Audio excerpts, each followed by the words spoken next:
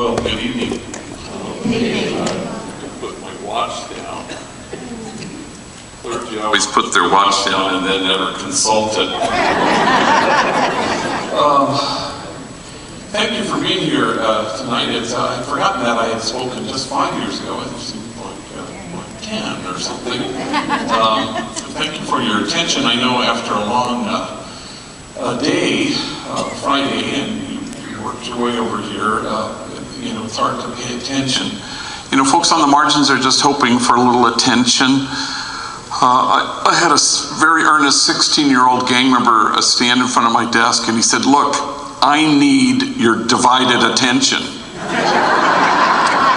I said, "Well, you are in luck, because that is exactly what you'll be getting." It used to fret me no end, the fact that people have heard me before, and then if there's even one in here who's ever heard me before, it kind of freaks me out. Like if you go to Congress down in Anaheim, and YouTube is the bane of my existence. I went somewhere, Sydney, Australia, and I thought, great, nobody has ever heard me before. Well, people had heard me before, and so that's always frustrating.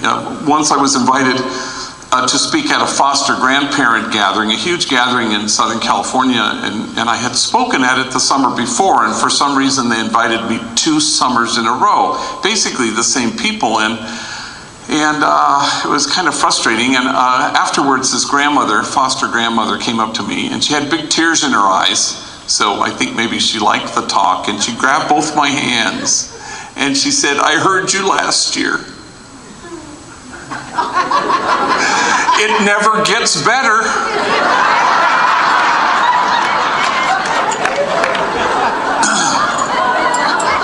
So kind of hoping she misspoke there, though I'm not entirely sure. So it's a real privilege to be with you, and this is you feel heartened as soon as you walk into this group. You get folks who want to live as though the truth were true and want to put first things recognizably first. So I applaud you. It's the privilege of my life for 30 years to have worked with gang members. The day won't ever come, ever, when I have more courage, or I am more noble, or I am closer to God than the thousands and thousands of men and women I've been privileged to know over the last 3 decades. People like Luis Perez, who's kind of runs the place when I'm gone, and I'm gone a fair amount these days, and he, along with several other homies, Luis, went to prison, a gang member, tattooed, heroin addict, had quite a long history of stuff, shot caller probably in his gang, but now he kind of runs the place. He's in charge of personnel, and he's great with the junior staff and the younger homies. And he's also become something of a public speaker in his own right, and he likes speaking. And we had dinner not long ago, and he was giving me tips on how to speak publicly. And he said, you gotta pepper your talk with self-defecating humor.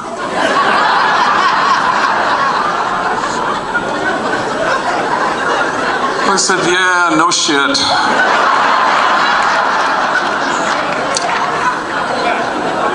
So good advice, and embrace yourselves.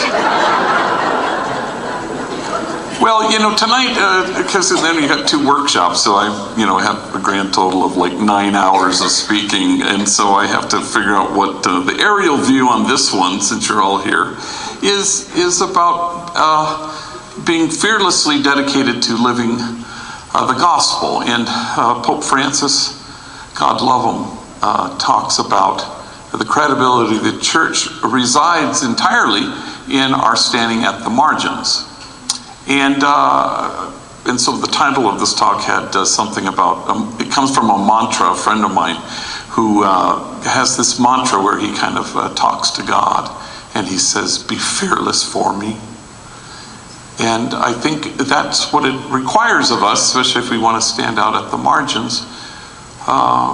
And that's where the gospel is lived. It's not lived in some defensive mode.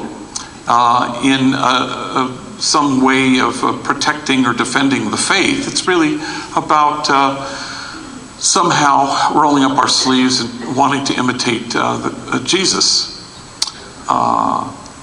And so it's about a vision of standing in a particular place. It's not about taking the right stand on issues. It's about standing in the right place. And so we stand at the margins, and we imagine a circle of compassion, and then we imagine nobody standing outside that circle. And to that end, we want to inch our way closer and closer to the edges. Pope Francis almost uses a thesaurus all the time when it comes to this issue. Margins, edges, peripheries, going to the outcasts. It's outside the camp, which is a biblical notion. You had the lepers whose principal suffering was not this skin disease, but really the fact that they were relegated to having to live outside the camp. And so how do we bring people inside the camp? How do we imagine a circle of compassion and then imagine nobody standing outside that circle? How do we dismantle the barriers that exclude? And we inch our way to stand with real particularity with the poor and the powerless and the voiceless. And we want to stand with those whose dignity has been denied and those whose burdens are more than they can bear. And we want to stand with the easily despised and the readily left out. These are the folks at the periphery. We want to stand with the demonized so that the demonizing will stop. And we stand at the margins because every once in a while you can look under your feet and you notice that the margins are getting erased, precisely because you chose to stand there. That's where the entire credibility of the church resides, in our standing exactly there. No matter who you are, no matter where you are, no matter the makeup or diversity of your church and your community, that's what we're all called to do. And we embrace ourselves because people will accuse us all of wasting our time. But the prophet Jeremiah writes, "In this place of which you say it is a waste, there will be heard again the voice of mirth and the voice of gladness, the voices of those who sing." And so we feel this particular call to make those voices heard. Mother Teresa, of course, diagnosed the world's ills correctly when she suggested that the problem in the world is that we've just forgotten that we belong to each other. And so Pope Francis is hopeful that as we roll up our sleeves and live the gospel, that we will get to a place where it is undeniable that we all belong to each other. We're being called really to create a community of kinship such that God, in fact, might recognize it. And that's the hope. So for 30 years, the homies have taught me everything of value, and I couldn't be more grateful to them. But the last few years, they've taught me how to text. And I'm so grateful to them because I am finding that it sure beats the heck out of actually talking to people. And I'm pretty good at it, fairly dexterous, LOL and OMG and BTW. And the homies have taught me a new one, OHN, which apparently stands for, oh hell no. And I've been using that one quite a bit lately. I know I'm not alone in hating this autocorrect thing. Do you guys have that? Yeah. So I had a homegirl named Bertha on a Sunday. She texted me, "Where you at?" And I texted her back, "I'm about to speak to a room full of monjas." And monjas is nuns, sisters, in Spanish. I'm about to speak to a room full of monjas. I pushed send. And autocorrect told her that I was about to speak to a room full of ninjas.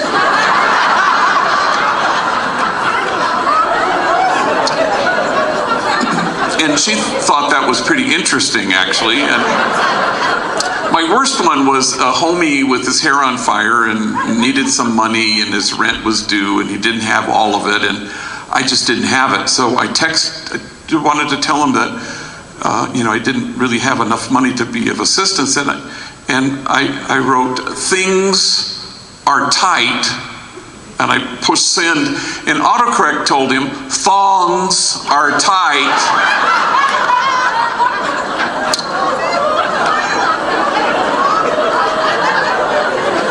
And he wrote me back, "Sorry to hear that.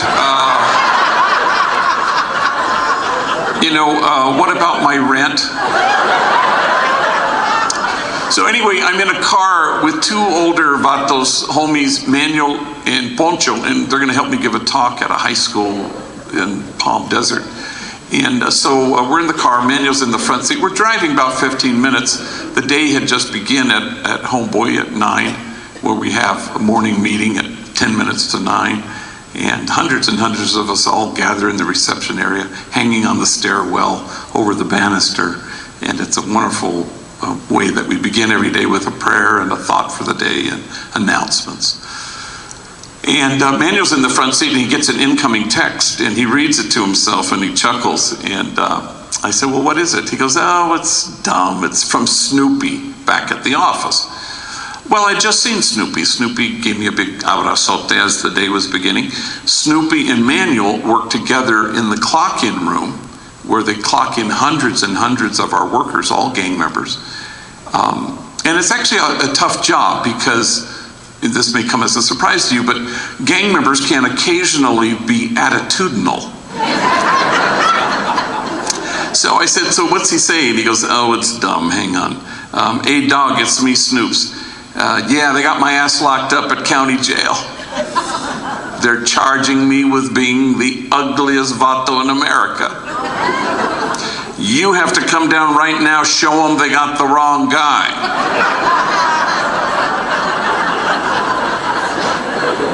Well, the three of us, we died laughing. And then I realized that Manuel and Snoopy are in fact enemies. They're from rival gangs. They used to shoot bullets at each other. Now they shoot text messages. And the word for that is kinship. How can we obliterate once and for all the illusion that we are separate, that there is an us and a them? This is in the end the only thing that is of any interest to our God. This is what God hopes will happen.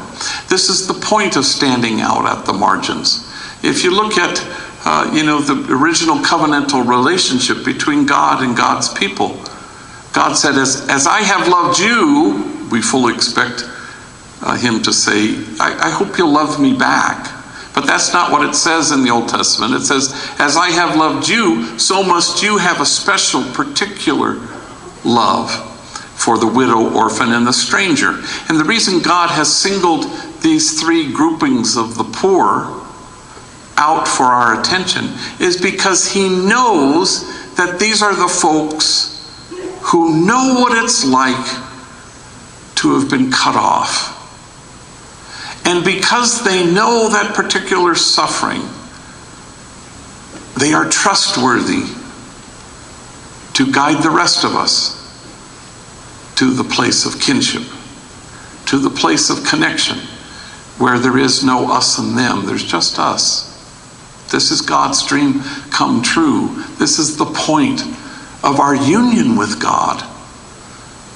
God hopes that such intimacy in that arena will lead us directly to an intimacy and an exquisite mutuality with each other, where no one is left out. And the folks who will lead us are the widow and the orphan and the stranger. But a lot of this is wholly dependent on us coming to a sure and certain sense of what kind of God we have. The God who loves us without measure and without regret. The God who is too busy loving us to have any time left for disappointment. As much as we project onto God my own tiny spirit, the last thing on God's mind is to do the things that I would do, like judge and cut people off. It's important to to know a kind of a larger, more expansive sense of who God is. I'm a Jesuit, so St. Ignatius always talks about the God who's always greater. Once you think you've arrived at some kind of kernel of truth, Ignatius says, always greater than that, which is really important, I think, because we have a lot of hardwiring that we have to deal with when it comes to our sense of who God is.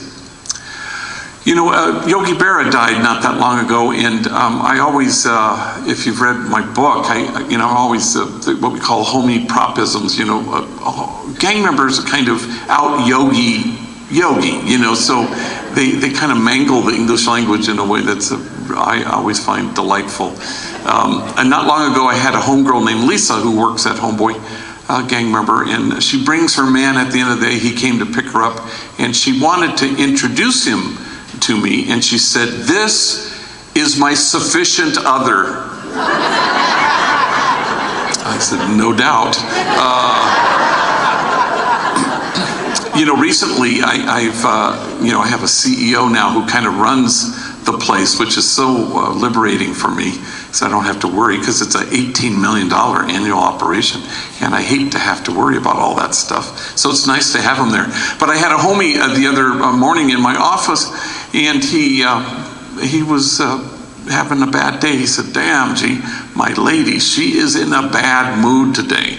And I said, "Well, why?" "Well, you know, she's beginning her administration period." I said, "Well, you know, I'm just finishing mine, so kind of know what she's going through." But my favorite one happened when I was presiding. I'm in all the detention facilities pretty much in Los Angeles County, the jails and juvenile halls and probation camps. We have 20 probation camps in LA County, so I'm in virtually all of them. And so there I was at Silmar, San Fernando Juvenile Hall, and it's a big gym and probably 400 minors, and most of them gang members, and so I'm presiding at this mass. So I'm vested, and I'm sitting in the chair, and they have these little hojas, you know, that have the readings in them, you know, and so I think, well, I'm going to just listen. You know how you do this sometimes when you preside. You listen. I want to hear the word of God proclaimed by these kids who get up. And so I put the little sheet on my lap, and I listened. And some kid got up. I think it was the psalm response. And with sort of an overabundance of confidence, he said, "The Lord is exhausted." And I say, "What the hell?" And it said, "The Lord is exalted." And I remember thinking at the moment, wow, that is way better. I mean, don't you think? You know, because if I were God, I would want to be exalted. I would want you to do that 24/7. I would want you to say nice things about me. But I think we have a God who's exhausted. You know, we have that in our own personal experience, where someone will say, "How do you feel?" "I'm so tired. I'm exhausted."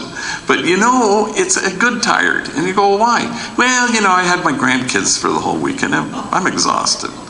But it's a good tired.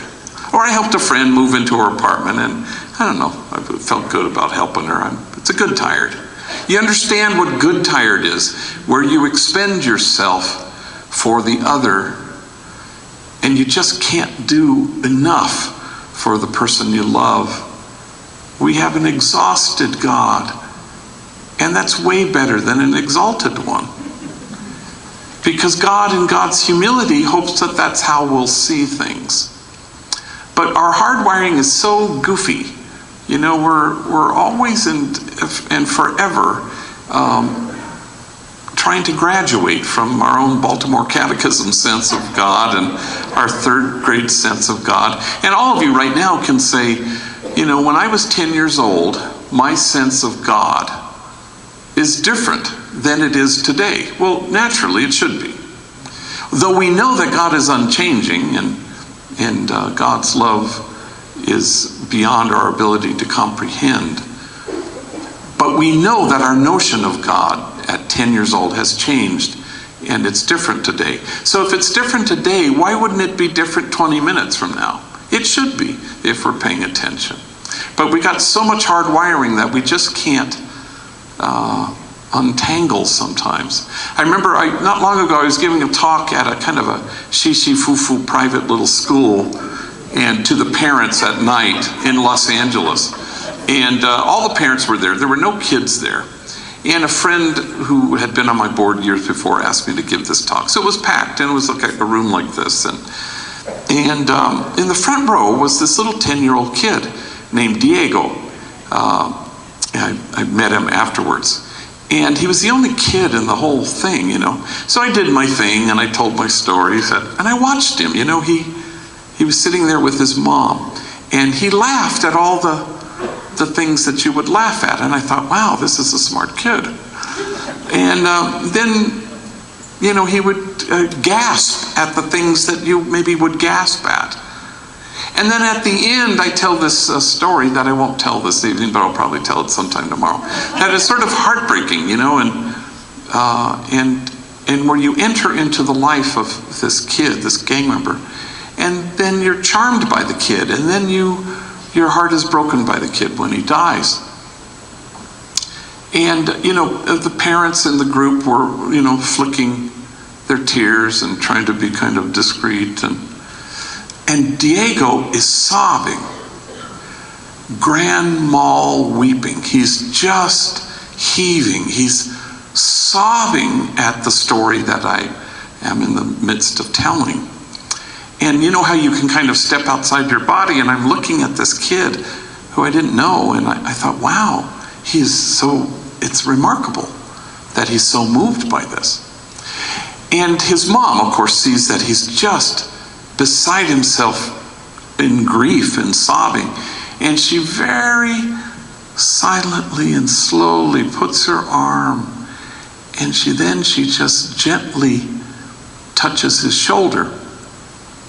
And what Diego does next is a showstopper. He turns to his mom and he says, "What?" I stopped speaking because it was so, whoa. Now, anybody in this room who's ever been a teenager or had a child who was an adolescent kind of understands exactly what that is, you know. Kurt Vonnegut used to say that adolescence is a children's menopause. And so clearly when he says what is he trying to say to his mother? What do you want from me? How have I disappointed you? How have I let you down right now by crying? You could fill in paragraphs more of exactly, you know exactly what that meant when this kid barked at his mom and said, "What? What do you want from me?" But it was abundantly clear what was going on with his mom. Two things. She was trying to say with that gesture, how did I get so lucky that I have a son like you? And two, what breaks your heart breaks mine too.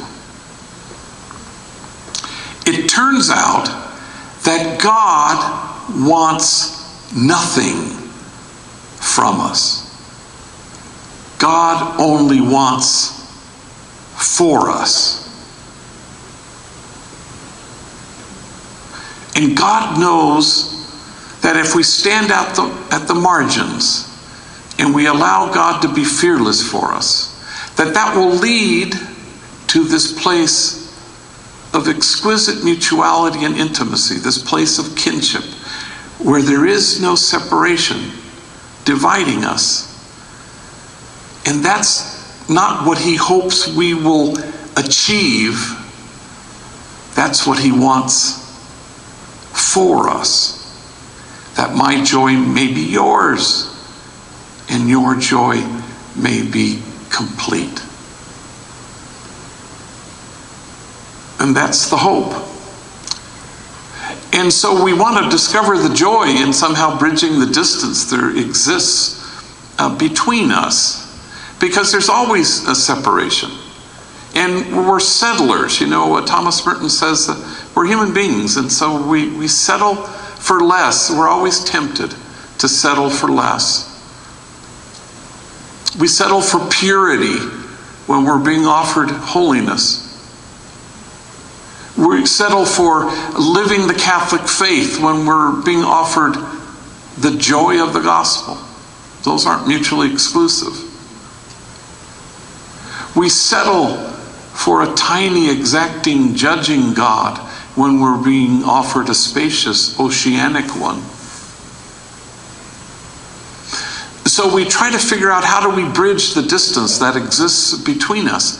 You know what, nowadays service is obviously a wonderful thing, and I notice how much in every school that you ever go to, high school in particular, but even universities, you know, they have worked in a kind of a community service, hours, immersion, that kind of notion, which is obviously a good thing. But service is only good in as much as we insist that it be a beginning. It can't be an end in itself.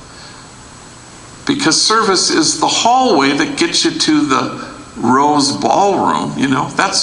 You want to get to the ballroom because that's the place of connection. That's the place of kinship. That's the place of mutuality. At Homeboy Industries, I'm not the service provider, and that gang member over there is the service recipient. I'm not the great healer, and that gang member is in need of my exquisite healing. You know, the truth is, we're all a cry for help. We're all in need of healing. That's, you know, one of the things that sort of joins us together as members of the human family. And the sooner we can see that, the better.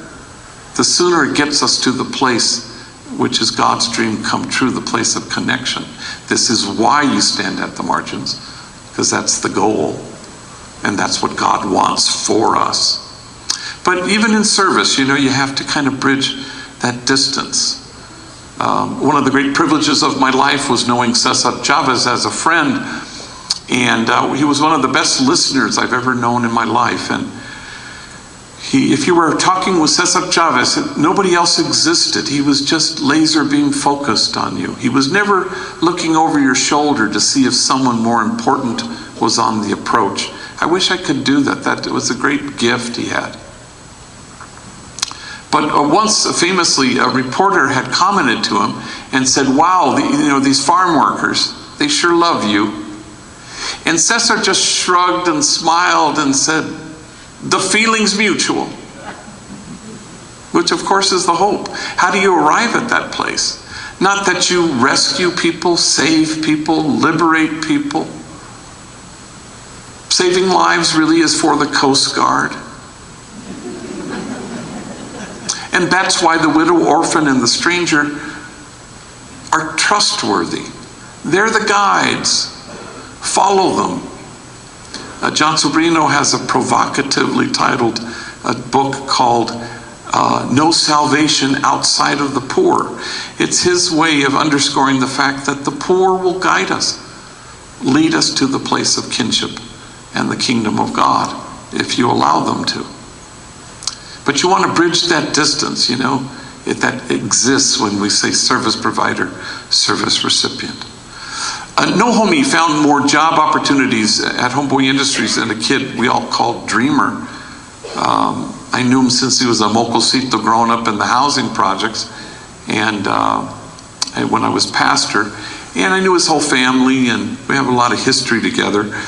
And he got into a gang, and really smart kid, you know, with a dangerous sense of humor, which I always enjoyed.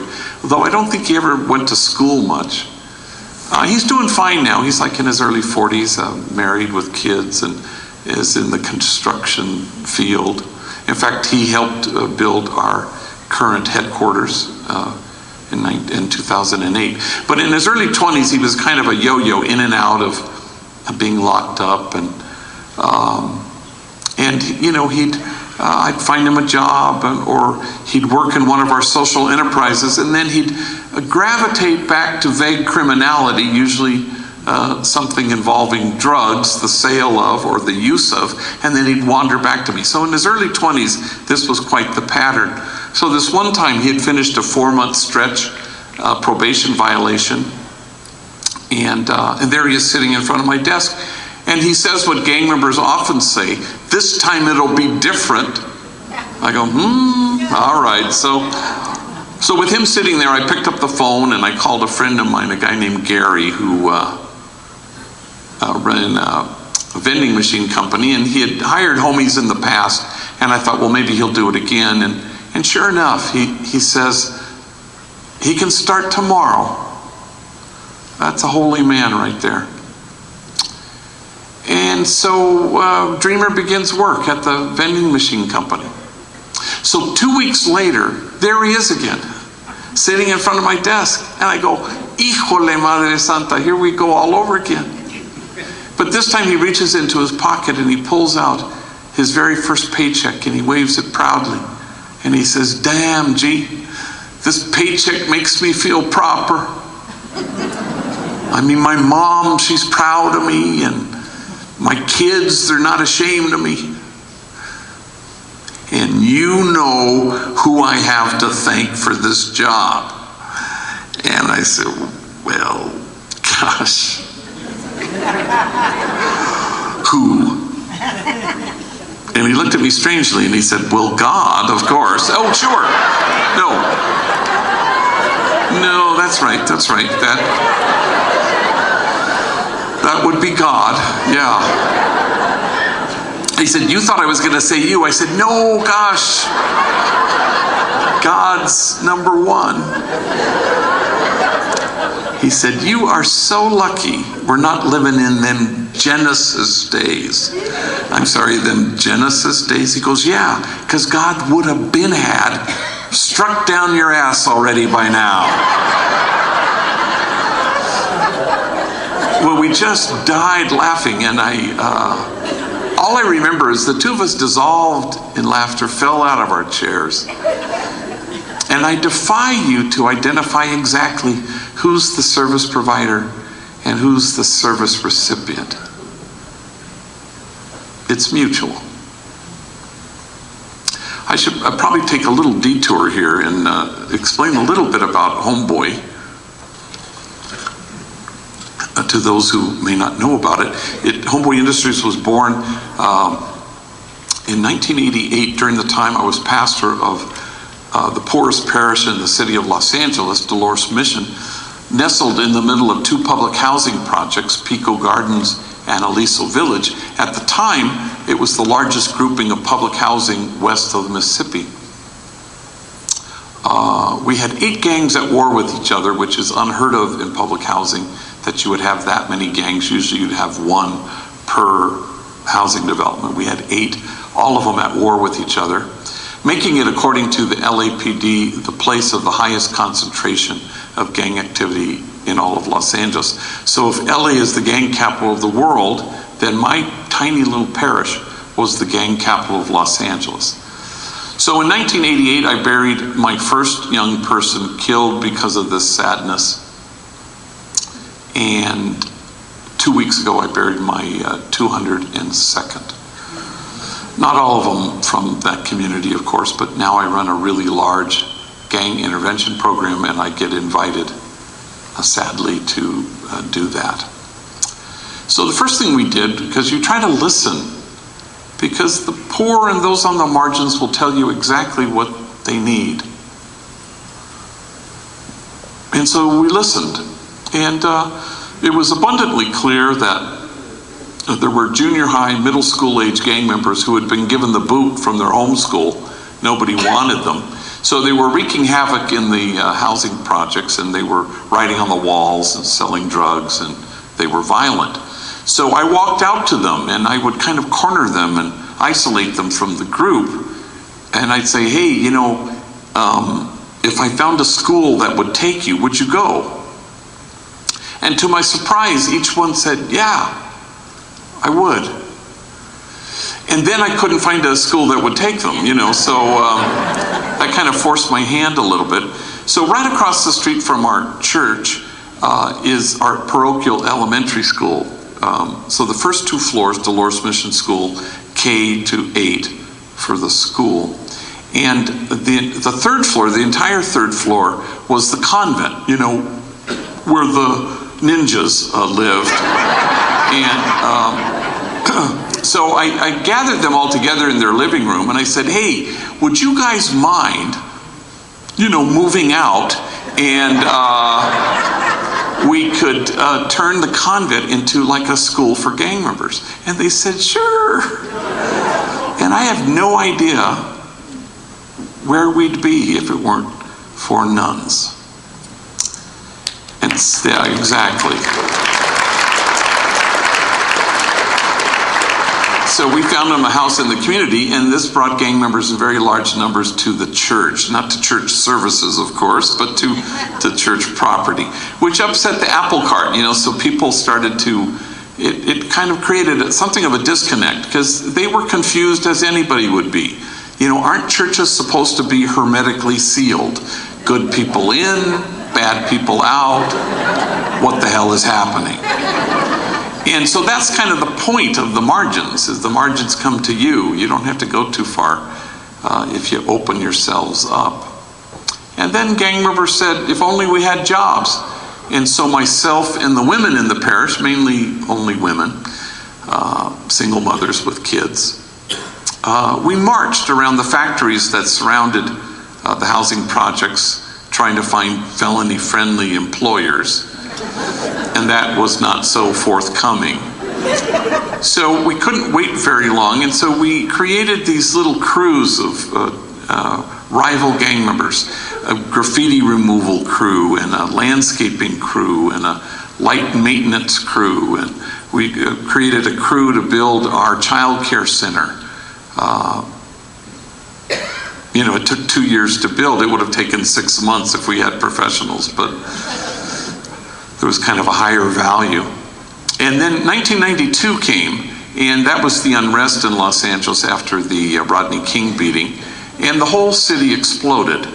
And our community didn't, and it was the community most likely to explode. And so the Los Angeles Times wanted to know, and I said, I think it probably had to do with the fact that 60 strategically hired gang members, enemies, rivals, were all working with each other, and it kind of gave them a sense of investment and kept them from torching the corner store. So a movie producer named Ray Stark read this in the LA Times, and he summoned me, and he happened to have $500 million. And he came up with all sorts of cockamamie ideas, and I kept shooting him down, saying, boy, with all due respect, wow, that is a dumb idea, And at one point he wanted to arm all the gang members with their own cameras so they could film a documentary. I said, no. And he kind of gave up in frustration. He said, well, I give up. What do you think I should do? I said, well, why don't you buy this bakery across the street, kind of catty corner to the school and the church? And it's an abandoned bakery. It has ovens, though. And I don't know, we could put hairnets on gang members and have rival enemies bake bread together, and we'll call it Homeboy Bakery. That was the entire extent of my business plan. And he said, sure. So we were off and running. A month later, we started Homeboy Tortillas in the Grand Central Market, which is a kind of historic place in downtown LA. Well, once we had plural, we changed our name, which was originally called Jobs for a Future. And we changed it to Homeboy Industries, as if there was any industry involved in this venture. Not everything worked, I'll be the first to admit it. Homeboy Plumbing really was not hugely successful. Who knew? People didn't want gang members in their homes. I did not see that coming. And nobody ever intends to do such a thing, but we backed our way into becoming now the largest gang intervention, rehab, and reentry program on the planet. 15,000 folks a year walk through our doors trying to reimagine their lives and redirect them.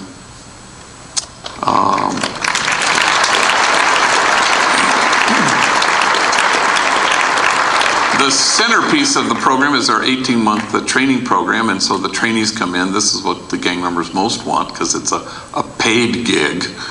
And once they get in, We have curricular offerings where they can,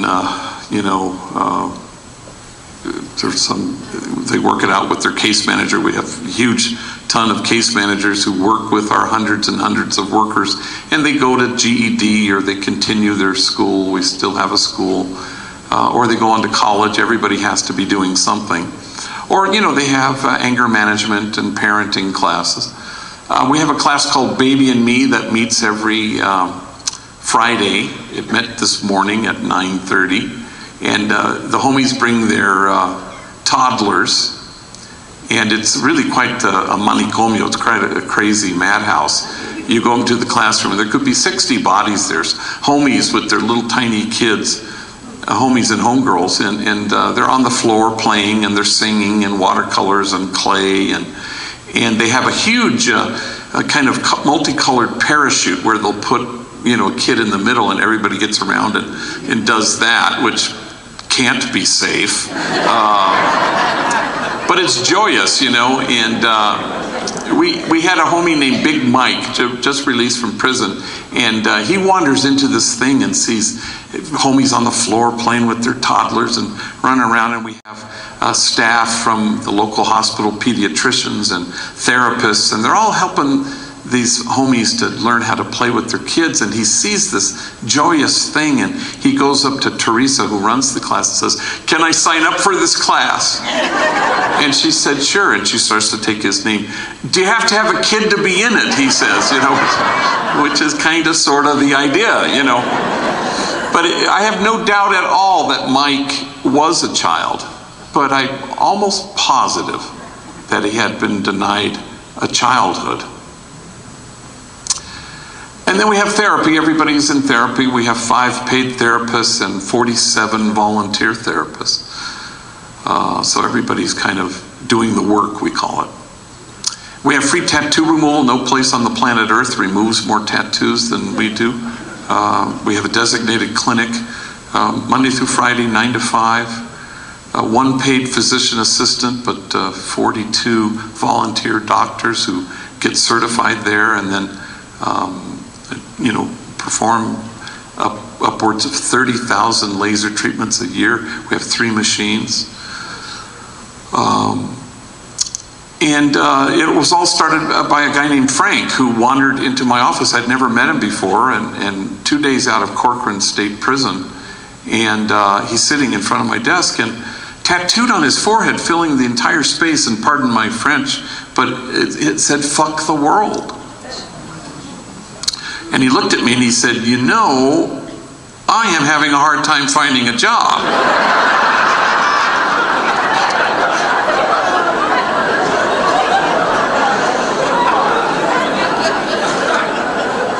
And I said, "Well, Frank, maybe we could put our heads together on this one,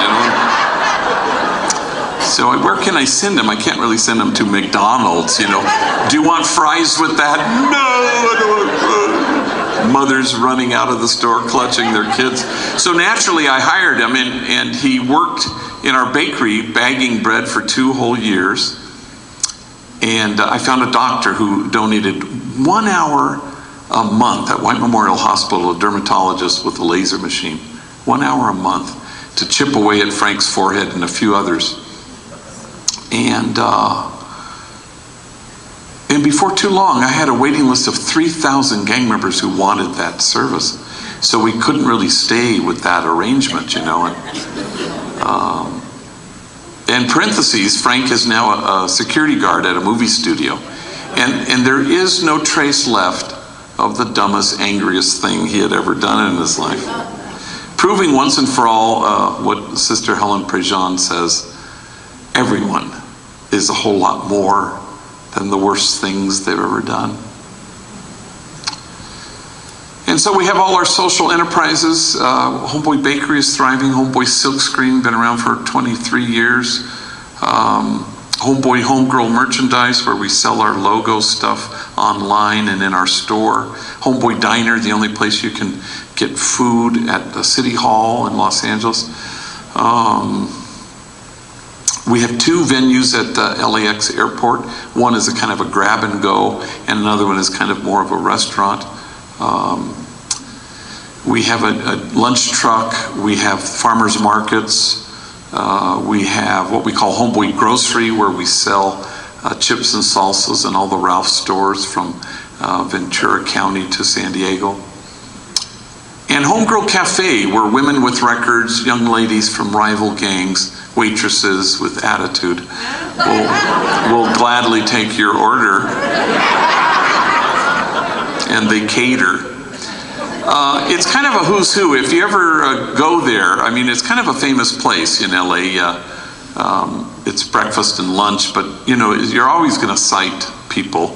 Elected officials like to go there. The chief of police meets every Tuesday morning with his top brass. Jim Carrey, the movie star, was there and created Pandemonium.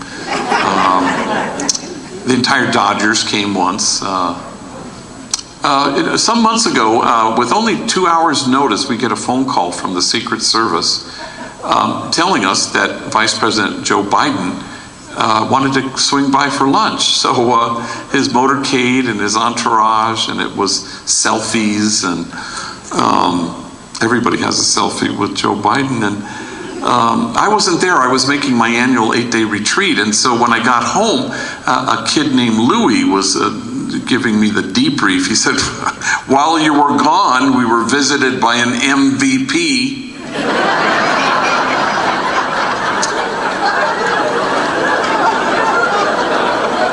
Do you mean a VIP? Yeah, that one, VIP. He goes, damn, G, imagine here at Homeboy Industries, we were visited by the Vice President of the United States, Mitt Romney.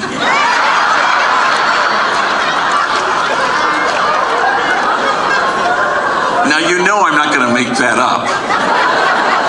And I think we need to probably offer a current affairs class as part of our curriculum. But most famously, Diane Keaton showed up once for lunch. You know, Oscar winner, Annie Hall, and Godfather movies, big movie stars. She came with a regular guy who's there almost once a week. And her waitress this day is Glenda. And Glenda's a homegirl, been there, done that, tattooed, felon, been to prison. And she has no clue who Diane Keaton is. And so she's taking her order, and Diane Keaton says, well, what do you recommend? And Glenda rattles off the 3 platillos that she particularly likes. And Diane Keaton says, well, I'll have that second one. That one sounds good, actually. And it's at that moment, for some reason, something dawns on Glenda. She looks at Diane Keaton, she says, wait a minute. I feel like I know you from somewhere. You know, like maybe we've met. And Diane Keaton decides to deflect it humbly. Oh, gosh, I suppose I have one of those faces that people think they've seen before, you know. And then Glenda goes, no, now I know. We were locked up together.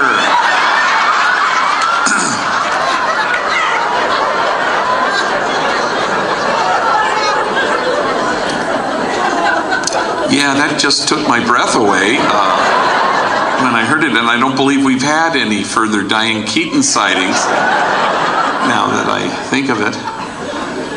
But suddenly kinship so quickly. Oscar-winning actress, attitudinal waitress. Exactly what God had in mind. And of course, what is on God's mind? We need only listen to Jesus speaking to the gathered, as he says with great clarity, that you may be one. This is what our exhausted God is hoping for. That we would exhaust ourselves in exactly that endeavor. Not that he wants us to measure up or to strain or to achieve. He doesn't want anything from us. That's part of our hardwiring. It's hard to undo that. He only wants for us, and he knows that's where the joy is. That you may be one.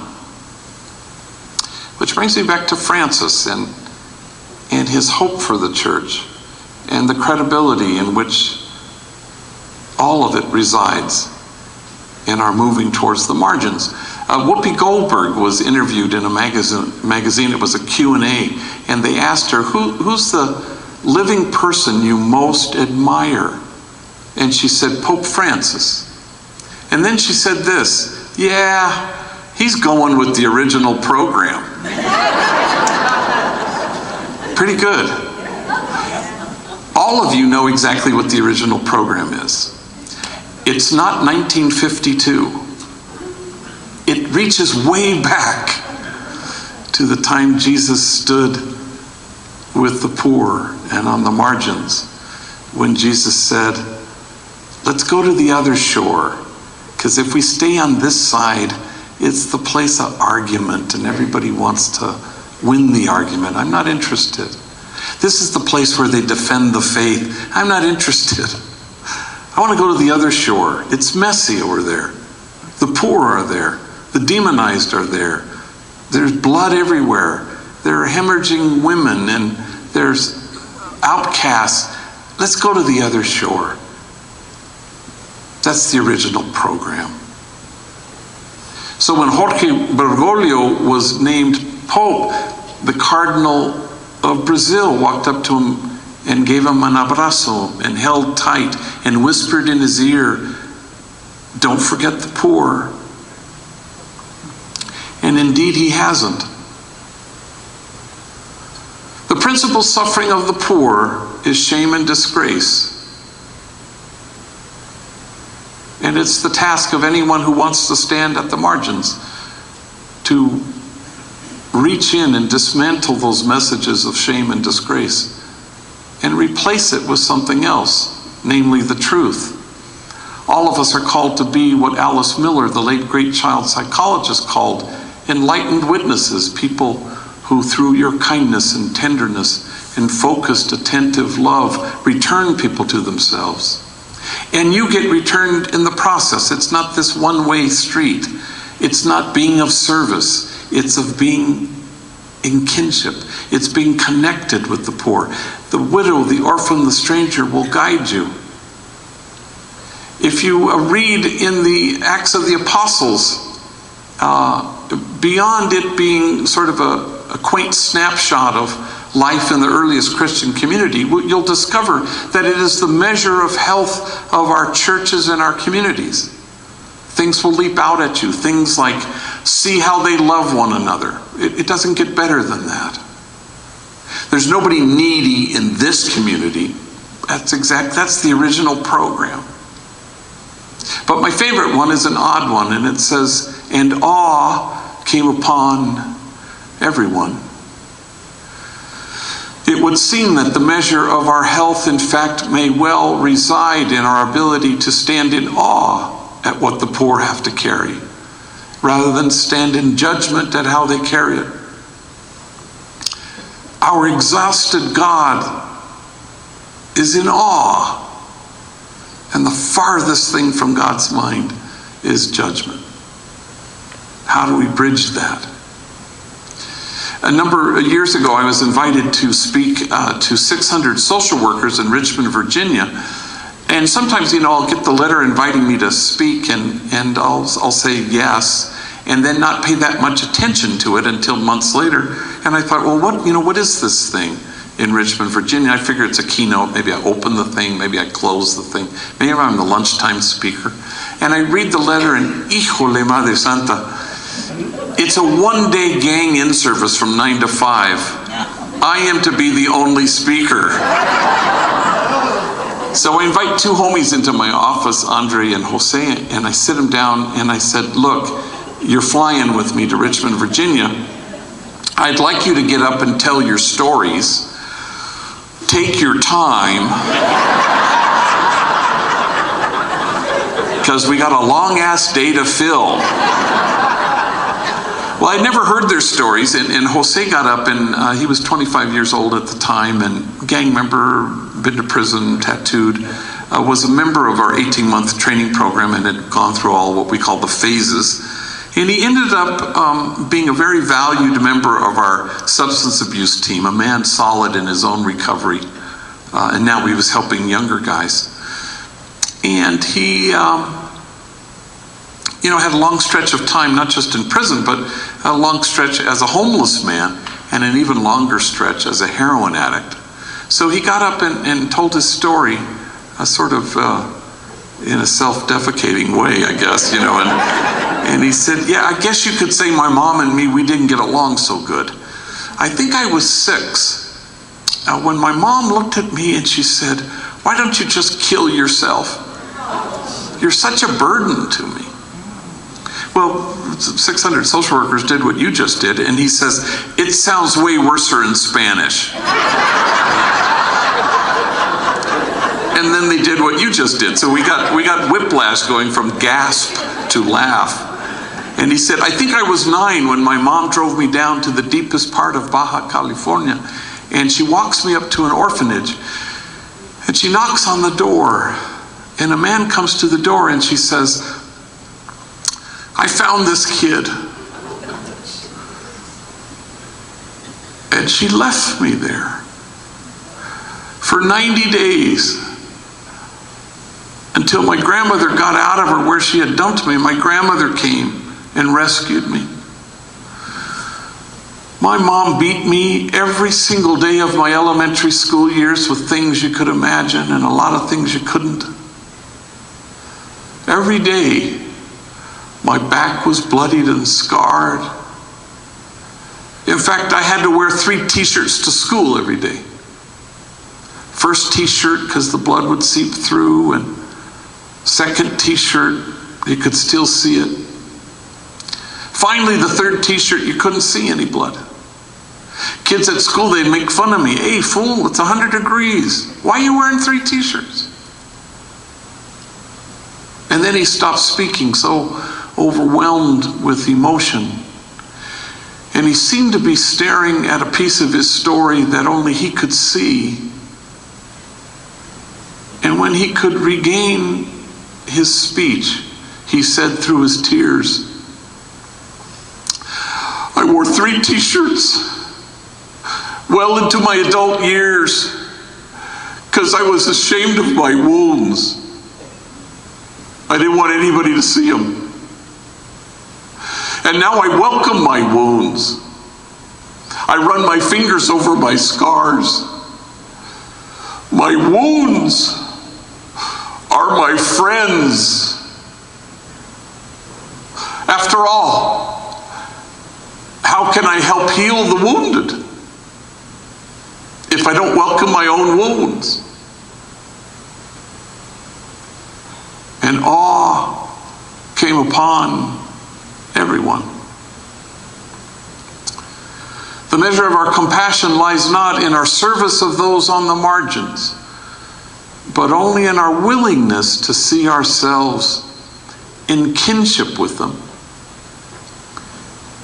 And what our exhausted God knows for certain is that if I don't welcome my own wounds, there's a guarantee that I will despise the wounded.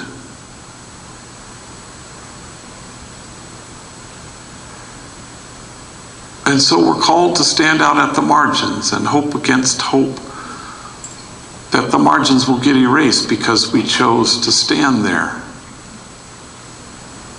And we're asked to do a lot of things as the people of God. We're asked to think things out and analyze. We're asked to act, but we're mainly asked to receive. A very earnest gang member in Houston, former gang member who's now kind of doing hardcore gang intervention work in the streets, he says, how do you reach them? I said, well, for starters, stop trying to reach them. Can you be reached by them? That's the only thing that matters. No salvation outside the poor,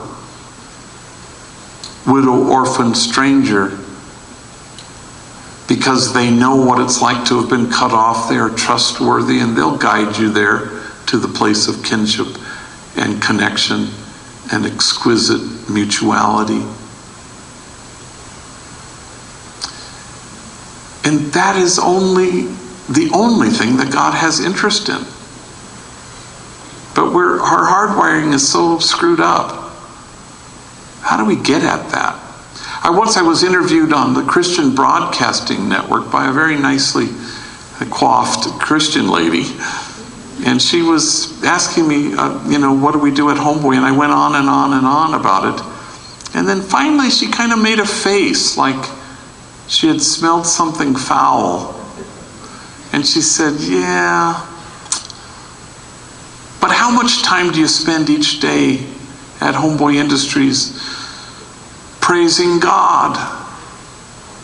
And I said, all damn day. And she didn't like that answer.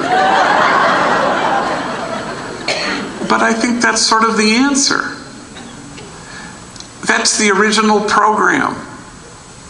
Don't forget the poor. It doesn't say rescue the poor. It doesn't say fix the poor. It doesn't say save the poor. It doesn't say empower the poor. It doesn't say liberate the poor. Don't forget the poor. Which is to say, keep them always close. Stay close to the poor, because they'll guide you to the truest kind of praise there is, which is kinship and nothing dividing us.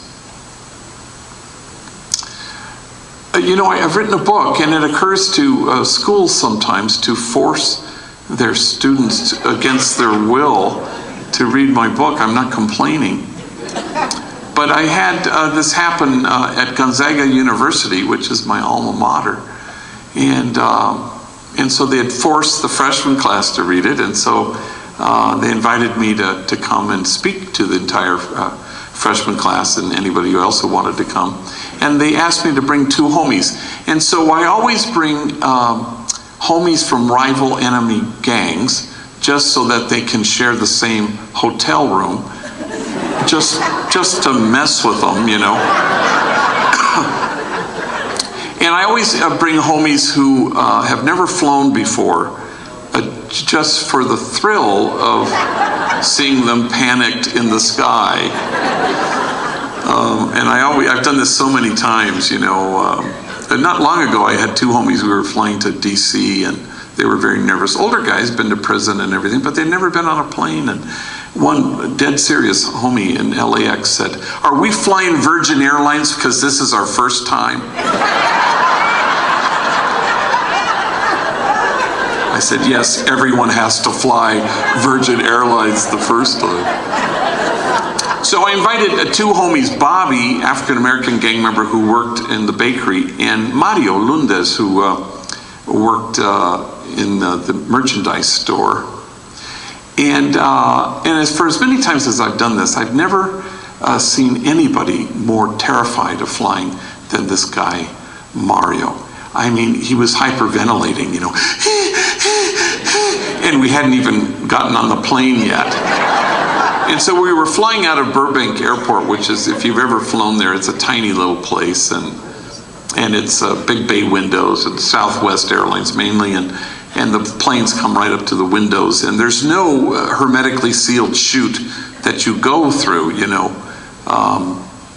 They have those stairs, you know, like the president climbs up the front of the plane, there's a door, and there's a back of the plane, which is one of the advantages at Burbank. And so people climb up the stairs. So I'm sitting there with Mario, and you know, he's just hyperventilating and terrified, you know, and our plane comes, you know, it's early morning. I go, there's our plane, and you know, I see that the flight crew changes, and our flight attendants, females, are schlepping up the stairs, and they each have very large Starbucks coffee, and they're climbing up the stairs, and Mario goes, when are we going to board the plane? And I said, well, you know, as soon as they sober up the pilots,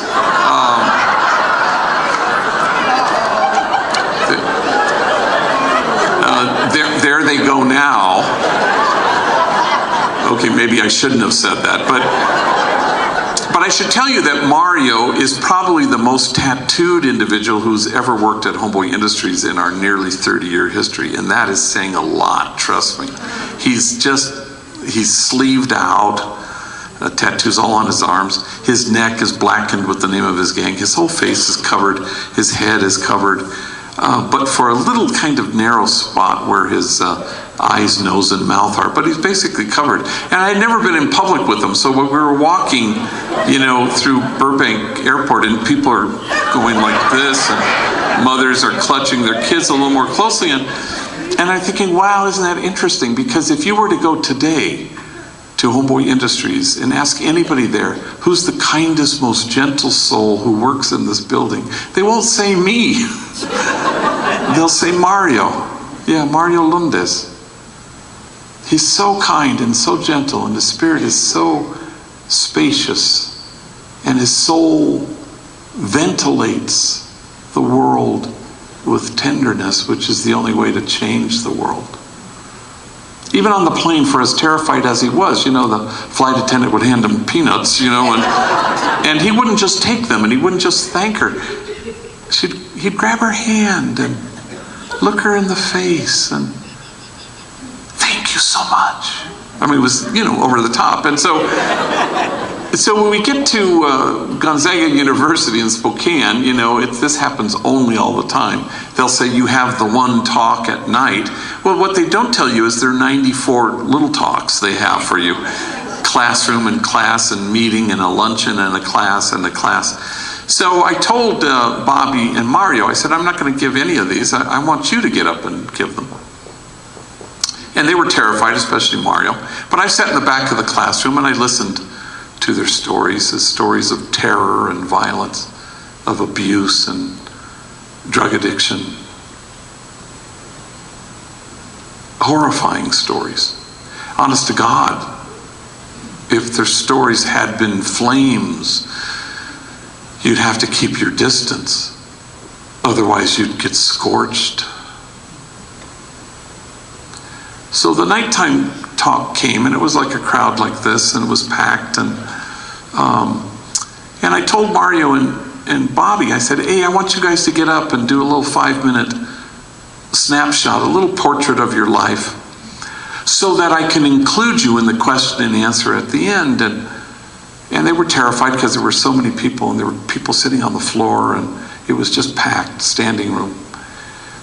And they got up and they did a good job. And I did my thing. And then I said, let's open it up for questions. And a woman over here, she stands and she says, yeah, I got a question. It's for Mario. First question out of the gate is for poor old skinny Mario. He's just this tall, skinny drink of water. And so he stands up at the microphone, yes. And he's just beside himself with terror. And the woman says, well, you say you're a father and that you have a son and a daughter, and they're both starting to enter their teenage years. What wisdom do you impart to them? What advice do you give them? And Mario freezes up and he stands at the microphone and he closes his eyes, and honest to God, he's getting a hernia trying to come up with this answer, and he wants to formulate the right thing, and as he's trying to do it, he says, as soon as he says those two words, he recedes back into this shell, and he's trembling with emotion, and tears are streaming down his face. But he wants to get this out. I just don't want my kids to turn out to be like me. And there's silence in the place. And the woman who asked the question stands, and now it's her turn to cry. And she points at Mario and she says, why wouldn't you want your kids to turn out to be like you? You are loving. You are kind. You are gentle. You are wise. I hope your kids turn out to be like you. And 1,000 total strangers stand, and they will not stop clapping. And they return Mario to himself as he holds his face in his hands and just weeps at the podium. And likewise, everyone in the audience, they were returned to themselves in this exquisite intimate place of mutuality, the kinship of God. And I think that's the only praise God has any interest in. And so you stand at the margins with the poor and the powerless and the voiceless, and you look under your feet and the margins get erased, because everyone in this room knows that's the original program. And you follow the widow and the orphan and the stranger because they're trustworthy. They know what it's like to have been cut off. They'll lead us to the birth of a new inclusion, the kinship of God. Why would we settle for tiny when we could have inclusive?